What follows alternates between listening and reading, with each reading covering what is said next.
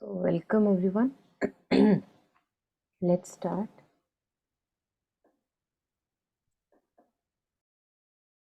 Anyone who could read the opening aspiration for us? I'll read. With, with boundless compassion and wisdom, I will work for the welfare of all. May we be free from hunger and discord and have joy and a world at peace.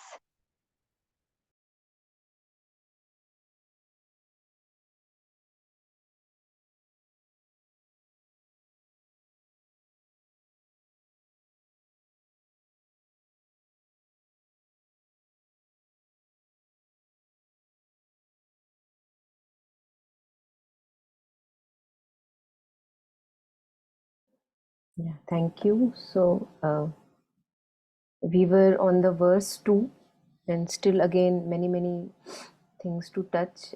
So, I think we last stopped here thinking and reflecting about uh, what is our native land, the usual patterns of behavior, emotions, how we keep on thinking in one way about one person or a situation or about ourselves. So, those pathways which are set in the usual ways of behavior, and that is what we have to do in verse 2, where it is said to leave our native land.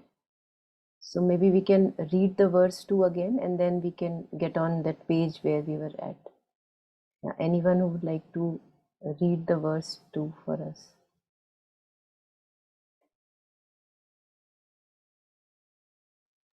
Should I read? हाँ बिल्कुल. Abandon attachment and aversion. In my native land, waves of attachment to friends and kin surge. Hatred for enemies rages like fire. The darkness of stupidity, not caring what to adopt or avoid, thickens.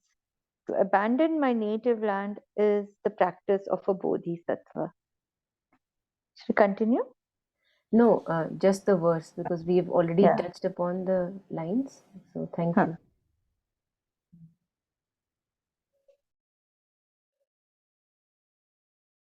So in my native land, waves of attachment to friends and kin surge. So when we look at our repetitive loop of thoughts, if we become conscious of them, we will see that most of them are in context of either attachment to friends and kin or aversion. I don't like this, how she behaved or he behaved, or repeating pleasurable memories and attachment, missing people and all that.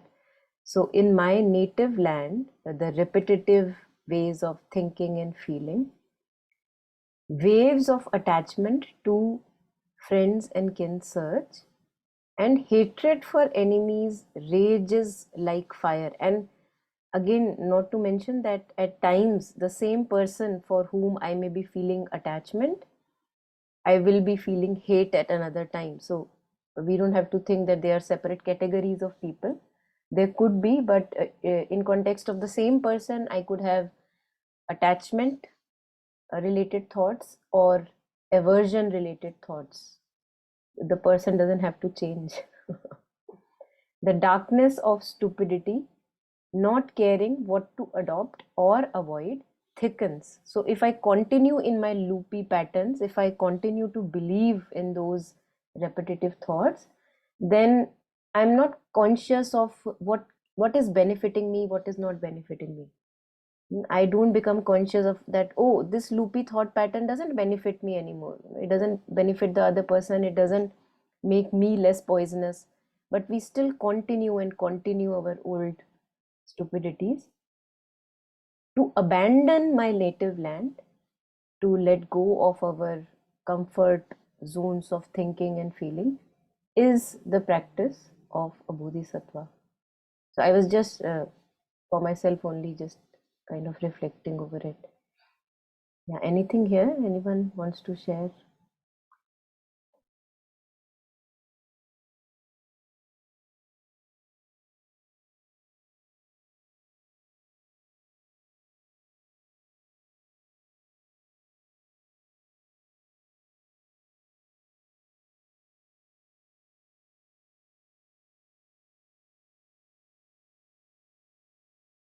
So we left here on page number 20, the first few paragraphs we have read, but we were reflecting upon it again because it means a lot. So at times she was sharing that it is good to get away, to get a new perspective, because if we are stuck in same familiar roles and always being a mother or a daughter or daughter-in-law, and always close to those people who reinforce those roles as if, on us, or in the presence of whom the roles are reinforced. So on the other hand, it is good to be able to get away and maybe get some new perspective through being in a different environment. So if we are stuck in a relationship which we find like poisonous, toxic, we are not able to really take it to a harmonious zone. Many a times I think we'll have our own experiences. It helps to get out physically from that, uh, whatever the relationship, so that we can actually work on. It's not that physically we are away but always in the same mind zone, and then when we come back it's the same person again back. Not like that, but when we are away we get a new perspective. We are able to be a nobody and carry that. So where we can try to incorporate better ways of dealing with people. So this work has to be done in parallel when we are away. But the problem really is that native land means our ordinary habitual responses, and these are what we have to leave behind. This is what we were talking about. And the way to leave them behind is to first become is first to be conscious of them. So first I notice, I become observant of my thoughts, that oh, what am I thinking throughout the day, or what am I thinking in context of this person. The moment this person comes in front of me, what all drama or storyline goes on in my head, and how long will I continue to believe in that storyline. So to become conscious first is the first step, and then to reflect over it, that is it helping me. Is it helping me? Is it helping the other person? Is it helping the whole situation? And if not, knowing that we have the power to change. And that's where the power to change our neural pathways come. So there was just this transcript of Jetsunma, which I extracted a bit from that, a talk, transcript of a talk. And I thought that maybe we could read it. It's about neural pathways. It's nothing new. We have read that in earlier sessions, or maybe heard in earlier sessions, but it would be just nice to again go through that we have the power to change our non-beneficial, unskillful patterns. So JTP is Jetsunma Tenzin Palmo. So she is speaking here, and I think she is the only one speaking. Yes, so it's only her reflecting over a question asked by a seeker. Yeah, Taru, you want to go ahead? You wanted to read? Yes, thank you. Well, from a Buddhist point of view, we can all start by remembering that all beings have Buddha nature, and that our original nature is completely pure and perfect. Nothing wrong with it whatsoever. It's just got a bit distorted. So some people get distorted on one side, some people get distorted on another side. And as our negative emotions, our effective emotions get started, we get habituated. I mean, this is always the problem. Why we get fixed is because, from the point of view of neuroscience, we start getting neural pathways going in one direction or another direction. And it's easy to do that. It's like if you have a major highway, then everybody is going to be traveling on that major highway.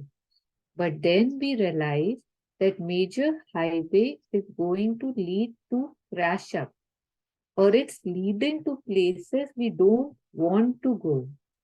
Then we have to think, well, let's go in a different direction. But then going in a different direction is very difficult because there is nothing there. There is no path. And so we have to walk on a completely untracked road, and it's all going to grow back up again. All the grass and all the weeds, and then we have to keep going on that road. We have to make an effort. We have to make an effort to think differently and to go in a different direction. And that's hard because we are not used to it. It's very easy to go. Something is something annoys us, so we get angry. We like something, so we want it. Somebody does something that I wanted to do, and I get jealous. I mean, it's so easy. This is just habitual. It becomes spontaneous. So to go in a different direction, which is what the dharma is all about, takes effort. We have to really stop. We have to be aware what's going on in the mind. See how we are reacting in a way which is unskillful and think, why am I thinking this way? Why am I doing it this way? This doesn't work. This is wrong. This is deluded. And then gradually, as we try to rethink and try to emote in a different, more wholesome way, slowly, we start making a pathway. And then that big highway, which we always used to travel on, which led to nothing, which led to big crashes, gradually the grass starts growing up. And in the end, it becomes disused. But it takes effort. I mean, always the Buddha, I know that there are all this talk about being effortless, but really it does take a lot of effort to be effortless.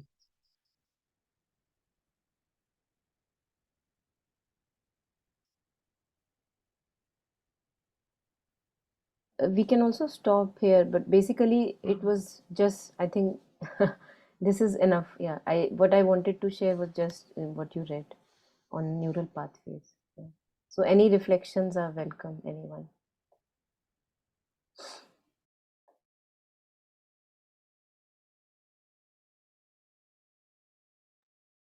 Yeah, I think I would want to say that, when I heard it for the first time, I think it was probably in that documentary Mission Joy about these neural pathways. Although we have read about certain things in school, for me personally, seeing the mechanical nature of these things, it really helps me. I mean, the brain is a bit analytical, it needs facts and figures. So when I see it's not just me, because somewhere this thing that, nobody else would understand, or it's hard, like you have to be in, how we say this a lot of times, that be in somebody's shoes and then say. And when we see that all the shoes are same, right? The storylines would be different, but we are all fighting the same battles, the same wars, the same way it is fought, and there are different ways. This is the mind work, and it's working because scientifically, this is how the neural pathway is created. It just when things are seen in a detached way as facts, it just helps me in cutting down my mental and emotional drama a bit. I feel that then I don't buy into it anymore. That if it's taking me down or just saying, no, how do I do it? I can say that's how. It's just wanted to share that it put things in a bit of more doable element and less of sulking or complaining or feeling sorry for myself, wanting to change and not being able to change. Thank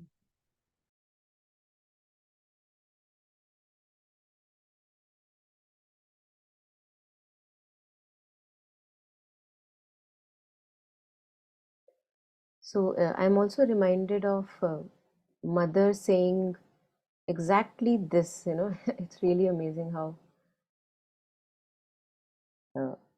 that you should know why you think like this. You should become conscious of your thinking patterns. So I think the word she uses is that you should actually discover for yourself that why am I thinking like this, why am I feeling like this.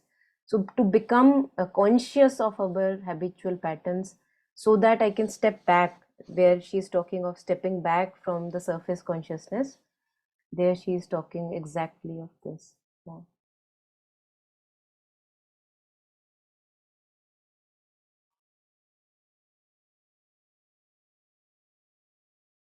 Hmm. So also, just like all the times we are trying to make our houses more livable, comfortable, that dust around, and keeping many house helps to help with the dusting every day. Just like that, I mean, there is no difference actually, really, if we see that just like that, we also have to. I think Jetsunma herself shares that we don't live in our houses, we live in our mind.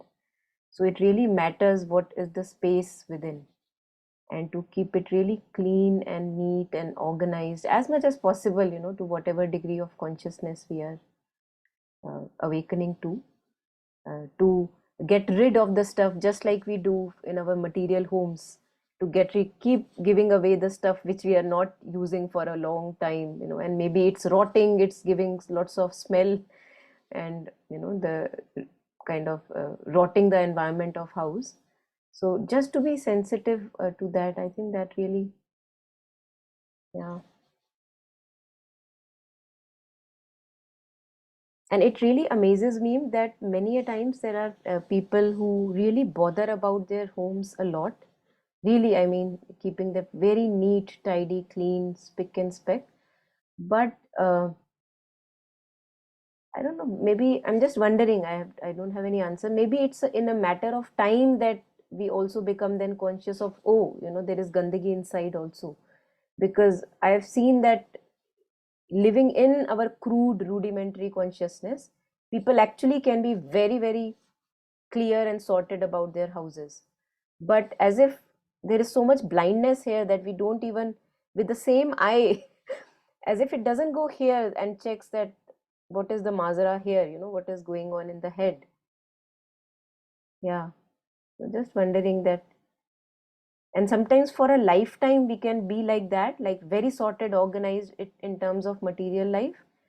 But really, as if, I mean, maybe a veil, that I can't see my own thoughts and feelings, that what mess is going on there. Yeah.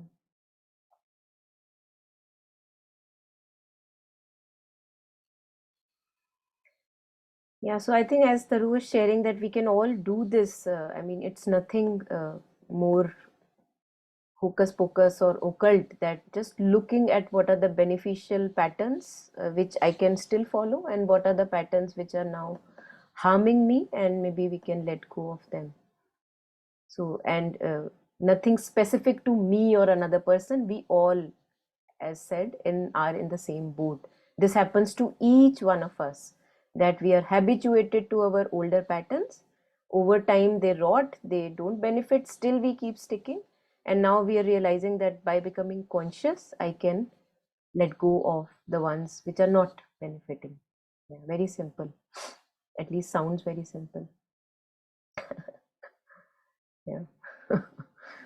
Okay, so this we touched upon. I was just again wanting, which is very important for us, so I wanted to reiterate the waves of attachment surge within and around us. This Bhavsagar aspect also we touched upon, and maybe we can move forward today from but love and compassion, and maybe to the next page also, where she shares her own story of her mother and herself. Yeah, so anyone who wants to read or share anything, please unmute.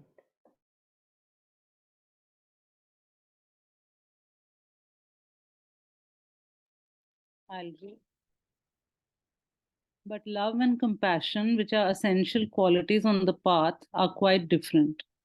They are actually the opposite of attachment and grasping.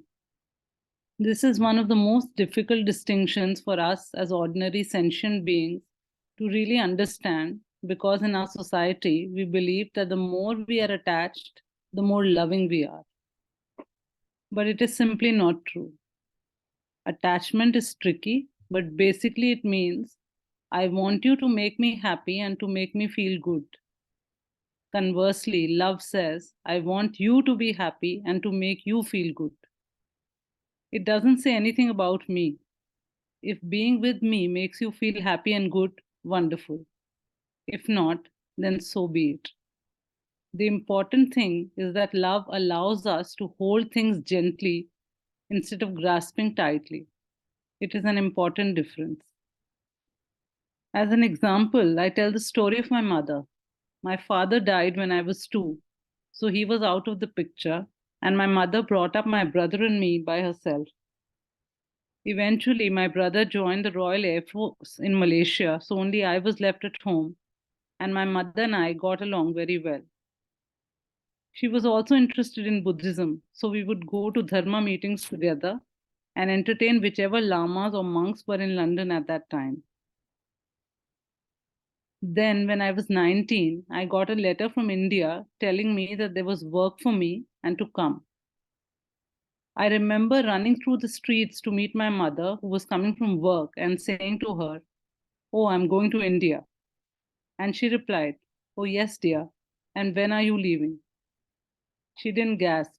"You're going to India? How can you leave me, your own poor mother? I'll be all by myself with no one to take care of me and look after me as I'm getting old." She never said any of that. Not because she didn't love me, but because she did love me and wanted what was right for me, even if it did not include her.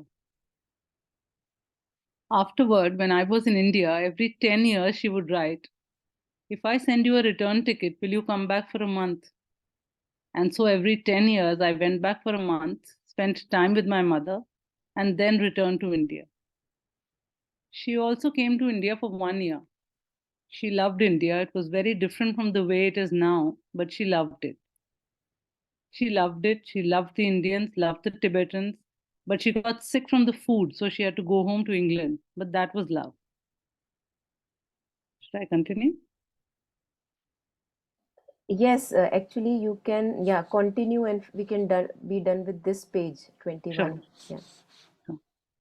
There's an Australian cartoonist named Michael Leuning who did a series about how to respect and show love for others. One of his examples was holding a day old chick in your hands. You hold it carefully, gently, because if you grasp it, no more chick. Love is like that. Love is an outpouring of caring and wishing the other to be happy, but not with you stuck right in the middle of it. Not grasping. I want you to be happy, but only if it includes me. Because we get so caught up with our families and it is hard not to be attached to family, the second verse uses the example of leaving the home. Yeah, thank you. So, I think we all have already heard this example many times. This example of Jetsunma telling about her mother, that how she, because she really, really cared and wanted the best for her, and that is what is love, and not what we usually see in Bollywood and Hollywood movies. And I think that's how our definitions are so distorted, and as if they have gotten embedded in our blood, that when we get married or we have partners, we have the same expectations without even checking where we have got those expectations from, and that expectations is not love. And that's why we suffer so badly. Most of us suffer really very badly, thinking that, oh, I thought I would get this and that, naming love. And while our love is just a mixture of so many expectations, so many disappointments, and I don't know, it's really very scary picture. If we, and I think it many a times it takes a very like hard time and challenging time to get out of our definitions of love, and to really know that what we saw for love was not really love. It was just this more like attachment, where sense of self becomes attached with the other person. and you're not wanting best for anyone. You're just wanting to be like a parasite, depend on each other. But in our Bollywood movies, most of the times this is what is shown, so it gets embedded that, oh, without you what will happen of me, something like that, and that we consider as love. And if you love me, don't go away from me. While the example shared here is, I think, like more of an opening of heart, that you're making your heart even more generous and wide, that, oh, it doesn't matter whether you include me in your life or not, but you be well, that's what matters. So that's totally a different definition, if we see and relate it with our earlier conditioning about love. And it's not that we don't have a taste of it. I mean, even if we look at our relationships in our life, we will see that towards many, many people, we have such kind of an attitude where we want the best for them, and whether they are with us, without us, doesn't matter. What matters is they're happy, they're progressing. That's what matters. But to some people in our life, we have this kind of an attached relationship, which we may name as love, but we have to check. We have to, yeah, become conscious of that. And I wanted also to share with all of us this cartoon which is mentioned here by Michael Lunig, where he's trying to show what is really love and genuine compassion and care. And I got it on the web, but it was not a very clear picture. So anyway, but I could not get any further clearer picture. So I'll share this. And yeah, so I could not get more clearer than this. But we can see what is written on it. So there is this man and trying to hold a chick, and on the top of it, it's written, the title is How to Hold On to It, what Jetsunma was sharing. The first one is, how hold on to it like you hold a day-old chicken. Very gently and not too tight, not too loose. Second one is, hold on to it like you hold a live fish. For those who have tried that, maybe they would know better. The balance between the tightness and the grasp and the looseness of the palm. The third one is, hold on to it like you hold a horse. Fourth, down in the strip down below, hold on to it like you hold a bowl of soup. So very gently, carefully, and again, not very tightly because it's hot, and not too gently that you slip it away from your hands. Hold on to it like you hold a door open for the Queen Mother. This I found really funny. And the last one is, letting go of it is just as difficult as and shall be dealt with at some later stage. So this was also funny, and we don't have to think of, oh, shall I let go of my relationships and let go of all my belongings. So it's not about that, and that's what he's sharing, that letting go of it is another matter, and we are not dealing with that right now. Right now we are just dealing with, okay, how to, in a skillful manner, hold our relationships. So like very gently, and Jetsunma shares that how we hold water in our hands. If we press it too tight, water comes out, squishes out. If we are too gentle and loose, then it runs away from our fingers. So that kind of a balance we have to find in our relationships, that not to hold too tightly to it and not to hold too loose also. All of us have to find that balance ourselves. Yeah. I thought this was very interesting, this cartoon.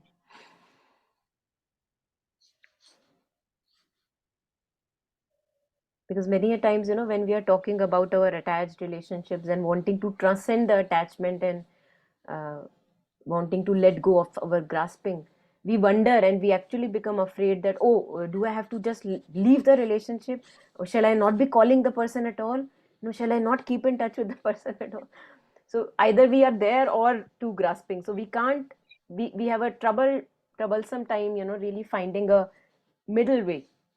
And that's what we are trying to figure out here, that not to become a sannyasi, that you have nothing to do with the world and totally in your seclusion, cold and indifferent, and also not too grasping and too, too much into each other, that we interfere and poke too much, because then that comes inadvertently. So where is the balance in between, that a gentle hold, not too tight, not too loose? And that's what love is, where we are not grasping and we are also not away or in seclusion. We are in relationships in the middle of everything, and yet letting it come, letting it go, like not wanting to grasp onto it.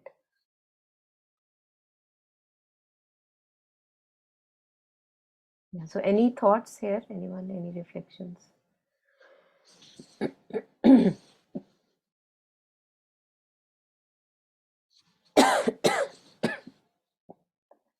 Okay.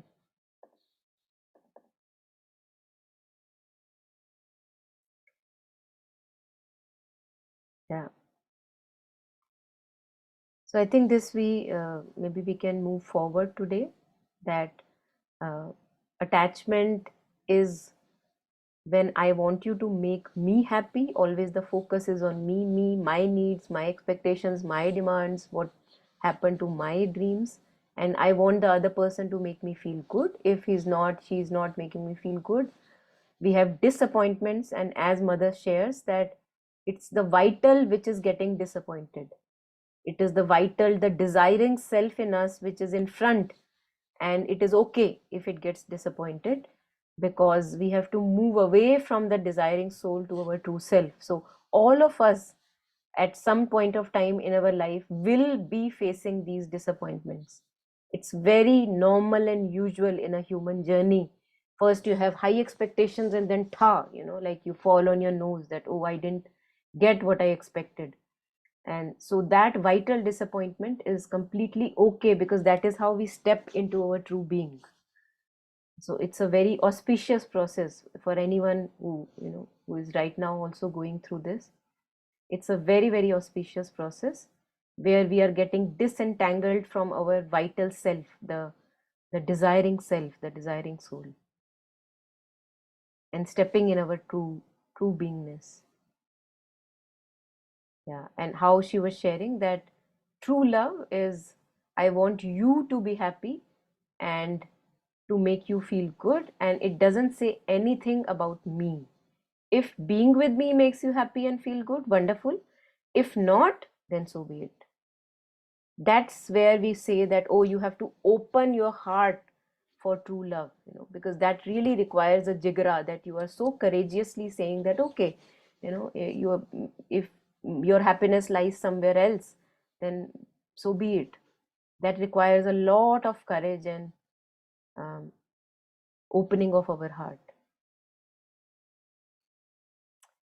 So this was about attachment and love. Yeah, anything here before we move on to the next paragraphs? Anyone?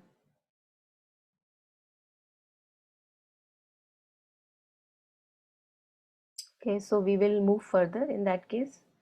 If anything, please go on. Maybe we will read page 22, starting from, however, it doesn't necessarily mean that we have to leave home. So here, anyone who wants to read it out aloud. However, it doesn't necessarily mean that we have to leave home.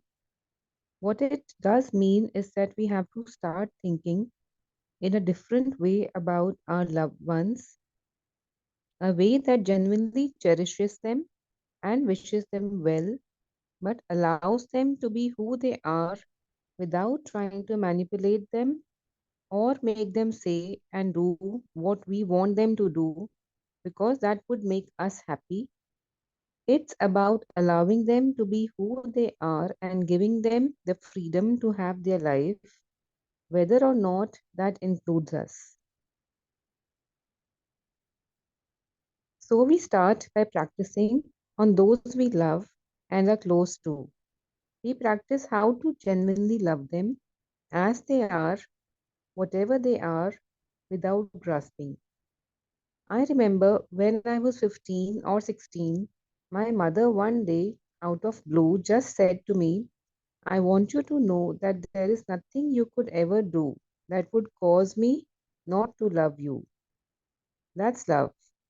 I wasn't doing anything, but I appreciated the thought and I knew it was true. Whatever I did, my mother was there for me, but without trying to manipulate, just allowing me to be who I was and loving that. Yeah, thank you, Ritu. So maybe we can, look at these two paragraphs.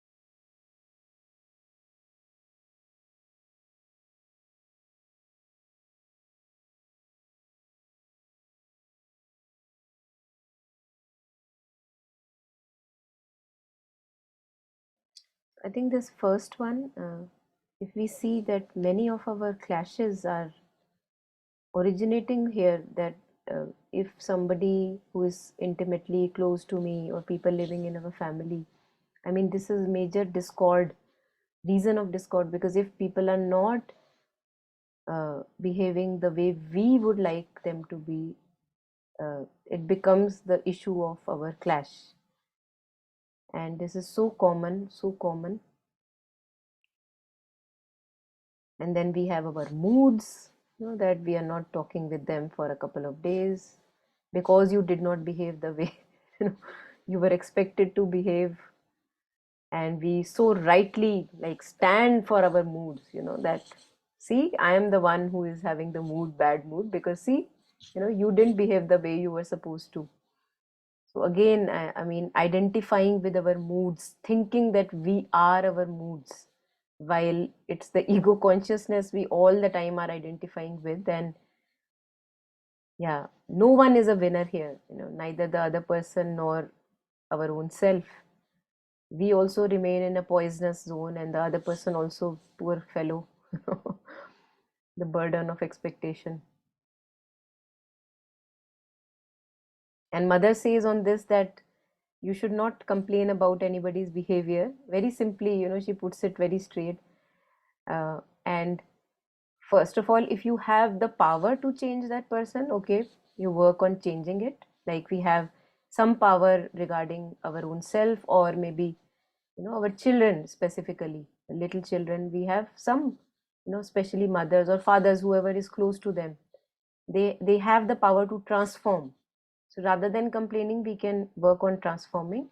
And in the second one, mother says that if you don't have the power to transform, then better not talk about it, because then you're just nowhere. It's like a very sad struggle going on all the time in our head.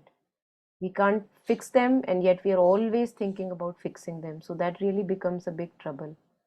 And then we wonder that uh, where are we occupied throughout the day? You know, like really, it drains so much of energy. And most of us may be working people, we may go to offices or work for some office. And it's not really the office work that tires us or that makes us too occupied. It is actually our drainage of energy in these vicious loops that tires us. And that makes us feel that, oh, I'm so busy, I don't have time to for the right things. Maybe later, maybe later. Why? Because we are so busy and occupied draining our energies or taking rasa in our misery, round and round and round. So if we, as mother says, that human love can be a path to the divine love, like a purer form of love, and we don't have to abandon loving people thinking that, oh, I'm not worth it, I can't love. Seeing that, oh, I'm so attached, so better leave the relationships altogether. No, that's not the way mother teaches. Mother says that being, and even here we see Jetsunma, how she's sharing that starting from the loved ones who we claim that we love, and if we see that we are having patterns which are unskillful, non-beneficial patterns, start to think in a different way about our loved ones.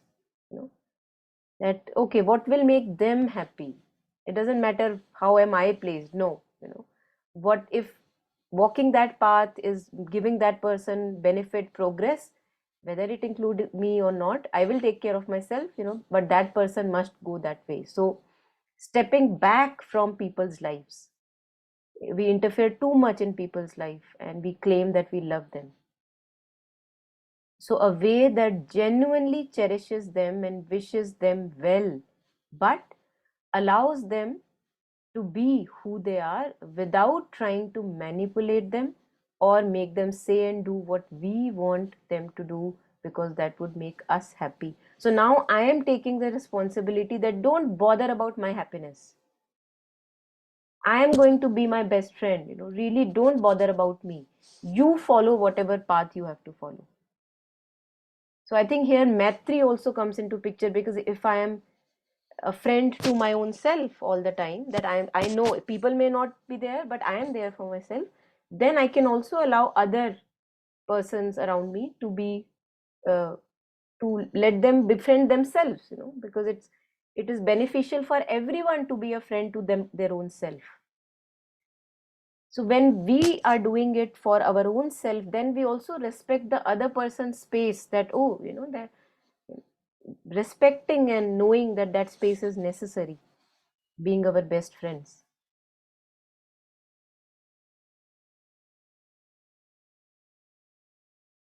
So this completely changes the picture of the so-called love that we hear, especially through our series and movies, which is deeply embedded. Yeah, anything here? Anyone in the first paragraph or on the second? Yeah, what you just shared, about being one's own friend and about how it's like that, how in the earlier one also it was like that if you cannot change somebody, like you were sharing from the mother, you let them be, right? And don't talk about it. And yet it appears really hard, right? Because something in me feels that I know this is wrong, right? I know this is taking them in a different direction. So I think without this, without I having that absolute, and the degrees of absolute are endless, right? What my absolute is right now. If I, without having that strong faith and certitude that we all have our journey, and even if I am seeing he's falling in a ditch, it's not a certainty that they are falling in a ditch. Secondly, I have no clue whether falling in the ditch would not help them. So I can only do that when I first believe that to be true for me. Right? So again and again, this thing comes that there's no other, right? Whatever work I do here, that just radiates, right? Then only I can then live that, and then that becomes that, because unless I have that faith, it's not possible, because it feels that how can I let them walk in that ditch? How is it, how can it be love? And yet it is so much, I don't know, like you've already shared, that is actually love, to let people fall if they are falling, if that's what it takes them to wake up to what they, how they are living. It's hard, especially if you feel, and we all feel that, right? Mujhe pata hai, I can see this is right, this is wrong, this is a good quality, this is a bad quality, this is the right way, this is the wrong way. The ditch And thing that yet, you yeah, said, yeah, if I have gone through my ditches, and of course, as we know in our journeys, there is only one way forward, which is always, learning and progressing through our ditches. Then, as you said, that faith, that letting the other person go through their ditches, then that would not trouble me that much. But if I have been trying to escape my own ditches and hells, and not really confronted and even gone through actually and then risen through them, then I would be skeptical that, oh, what if. But when we have this, again, I think this really is very good, that certitude can only be there because if I have been intimately very close in my own journey and seen that, oh, haven't I fallen? Haven't I done all kind of sins that I'm trying the other person to stop and not do? But if I have found a place which is a nice, decent place, then that other person can also, rise and find the light all the time. So yes, I think that's very, very important. Yeah.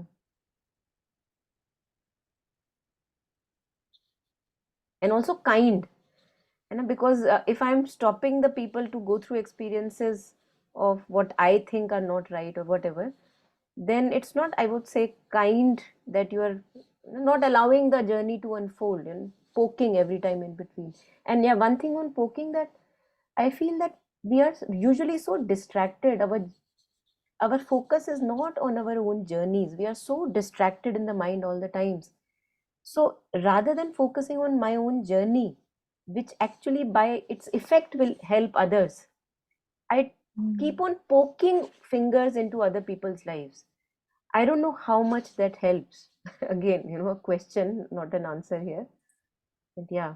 So that, yeah, distractedness also, that, oh, is that person doing fine? Oh, would he be okay? So this too much poking about in other people's life, I feel that maybe it's not the healthiest possible way. Yeah. Actually, it takes me away from where I can actually do my work. It feels like a very clever distraction that I use on myself, so that I I have again seen in myself that if I am feeling a bit restless, or if I am feeling that maybe I should be doing something or I'm not doing it as much as I can, then I am more restless and irritable and demanding of the other, because it just comes out. And because idhar jaungi, to I'll have to do something which I don't confront. So then I just take it out. You don't do this, you are not doing this, kind of a thing. Child, anybody. And yet, like, it was there, I think, I don't know, that if we go to its source, right? Abhi padha na humne ki kahan se aa raha hai? Why am I feeling this way? Why am I thinking this way? So exactly this, when I asked myself, कि abhi I was okay, suddenly it kya times, na, like thrice, 4 times it has happened. Then it comes back to it, कि the origin was that something happened in me. I was restless, and then I was just looking for some place to take out that restlessness. And then I just transferred that restlessness into somebody else who might transfer it to somebody else. So it starts with me, right? Like, and it could have ended with me, and it can, if I just see that not needed, right? Or just dealing it with where it's coming. That's, yeah. Yeah. Yeah. And also the aspect of humiliation. I think usually we are either trying not to make other people humiliated, which I think is a very good thing. And most of the time we are also running away from humiliation. So if it is coming in picture, we just don't want to get humiliated. But I feel actually in the root of humiliation, if we look at the root of word humiliation, it is coming from hamas, which is earth. So it actually is, and when we talk about humility, true humility is the groundedness. So I feel that uh, I will have to, when I'm stepping back from my stubbornness of this is how that relationship should be, or this is how the other person should be, and the life did not turn the way I wanted. In stepping back from that stubbornness, I will have to face a certain humiliation. But I have to know that that's the humiliation of the ego self. And it's a very auspicious process to go through it, because only then it's like a bridge you have to cross, and that humiliation is that bridge. But after that you are in a space that you are, you can be in a better place. So not to try to shy away from that humiliation, that oh, but मैंने तो ये कहा था, मैं तो ये चाहती थी, अरे सबको तो ये पता है मेरे बारे में, all that things. अरे मतलब, it's like, and that's why we talk about being shameless. This is why shamelessness would be necessary, because all kinds of humiliations allowed, but coming back home, extremely important, not important. Yeah. And again, how Kabir ji says about what true love is. He says, ye to ghar hai, I think Khusro maybe, ये तो घर है प्रेम का, खाला का घर नाही, शीस कटाए भोई धरे, तब बैठे घर माई. So he says that this is the house of love, and love is, they say, our true being. If we truly want to be back to that beingness of love, then अपना सिर तो कटाना पड़ेगा, और उसमें humiliation तो होती है, the ego self. And he says that you cut off your head, keep it outside, then only you can enter the home. It's not your aunt's house where you can enter and barge in without taking off anything. So I think but it's a good bargain, I would say, like Kabir says about sacha sauda, strike a true bargain. So we are giving all this burden of ego self, okay, humiliation doesn't matter, and to get back home to our true self. So all that is allowed. It's still a cheaper bargain if this happens within this lifetime. And all the tragedies and traumas of our lives are still nothing in front of what we are going to get back actually.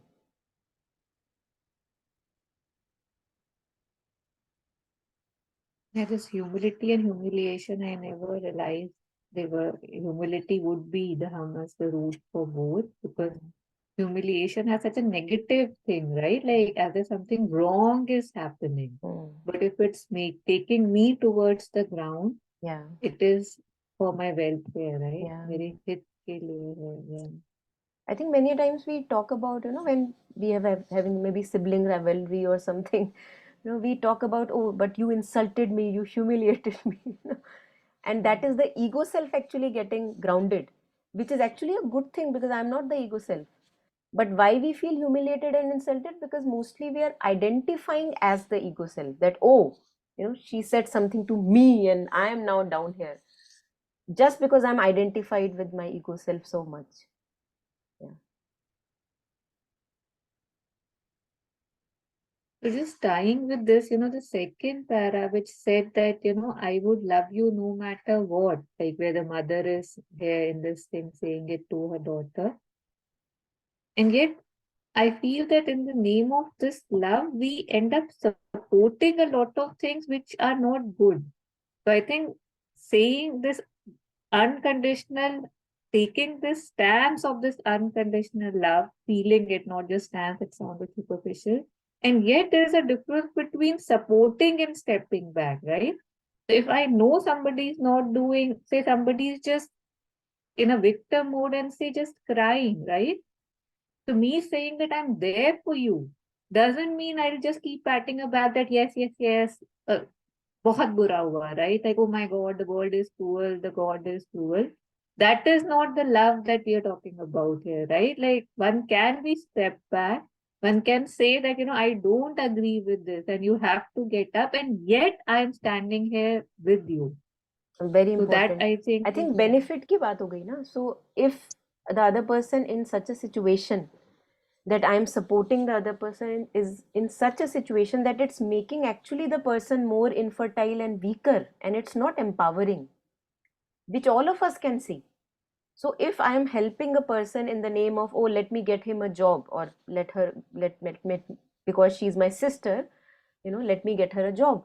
But am I empowering her by making it too easy for her? Or am I making her even weaker? She's feeling weaker otherwise also, and now I am saying, oh, let me feed you in the spoon, in your mouth only.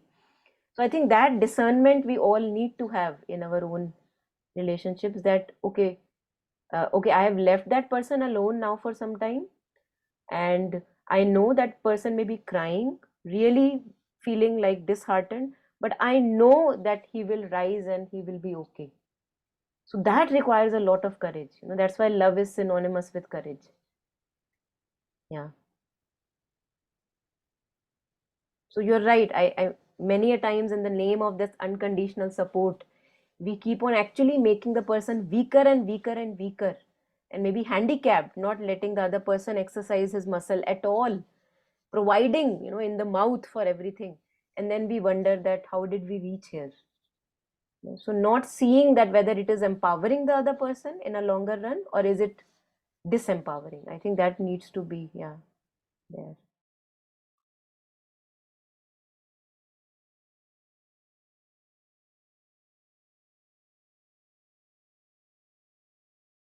I think this also happens when we, as mothers, we leave our kids also for initially for some time when we have not left them for a long time.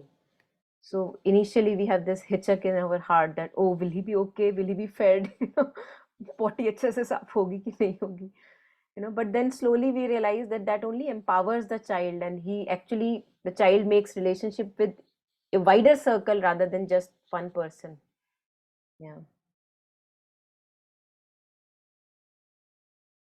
Okay, so any last comments? Anyone? This hurts me a little bit. Not a very good headphone. Yeah, anyone? Any last comments?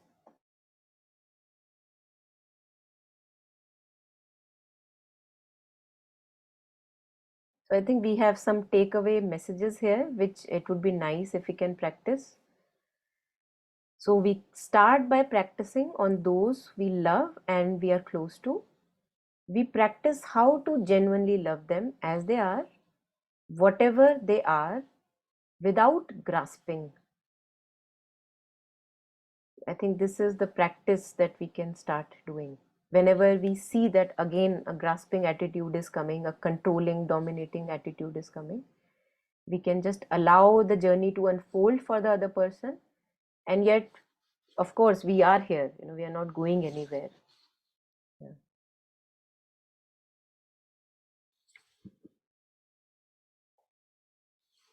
Anything anyone wants to add on, share? And I think I did share with many of us this Yoga Through Human Love collection of writings of Mother and Sri Aurobindo. I think that's very important. I found it very, very important personally for myself, because what I was thinking to be love was not love. Yet I did not get disheartened, and knowing that, oh, I can make it purer. I don't have to leave the relationship or leave the person or go away and close my eyes. No, I'm not going to look at the person. You know, just to become more non-sticky in our relationships. So I think that really empowered me, that book. So I'll share it again once. Yes, Tarun? That line that came that said, you don't have to leave your home. And I think that's exactly what it was, what you just shared, because seeing that how attached I get and how it gets distorted, how love gets distorted when I am going through experiences again and again and again and again, it feels much easier to just stop, right? Like, okay, if I will not, then there will be no attachment, there will be no distortions, and yet it takes much more courage to be in that zone and not fall for it. So just not leaving home, I think would refer to what you just said there.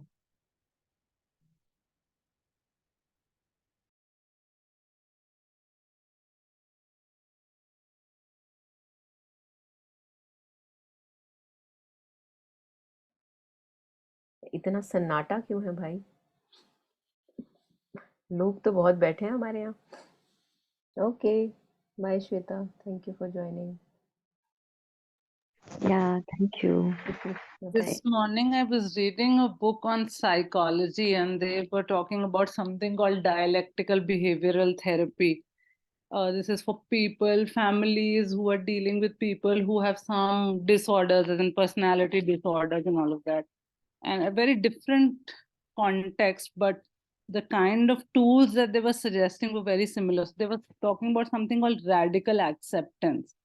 So if you radically accept that this person is what he or she is, or is doing what he or she is doing, then your pain does not translate into suffering. I mean, the context was very different, but the concepts are pretty similar. And they did say that this was also taken from Buddhism, although they were saying it in a psychological perspective. I just found it very uncanny that I was reading it this morning and we seem to be discussing, things around it.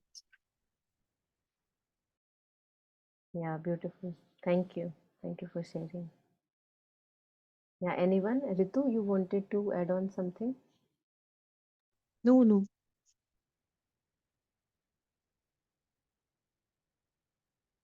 Okay, so let's maybe dedicate before we leave. Just taking a moment of silence to understand how, also, I think, through our own pain, connecting with all the pain of billions of us, we are not alone in our pain. And many of us are in the same, exactly the same situation which each one of us, maybe separately, individually, going through. And we know that unskillful ways of living really hurt. We know that hurt now. And connecting with the hurt of billions of us who are going through the similar hurt that I go through right now. Now I know how it feels. And wishing and praying for everyone, including me, including our own self. May we have genuine simplicity and love in our hearts and minds, and lots of joy in life, lots of learning and joy in life. May we be able to love really, really well.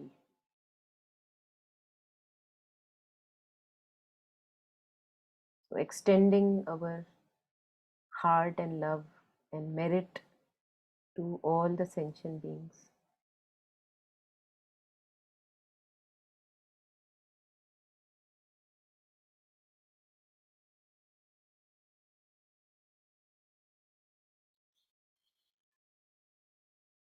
Thank you, everyone, for patiently listening. I think most of us were patiently listening today only, and reflecting and taking time to come to the session. Thank you.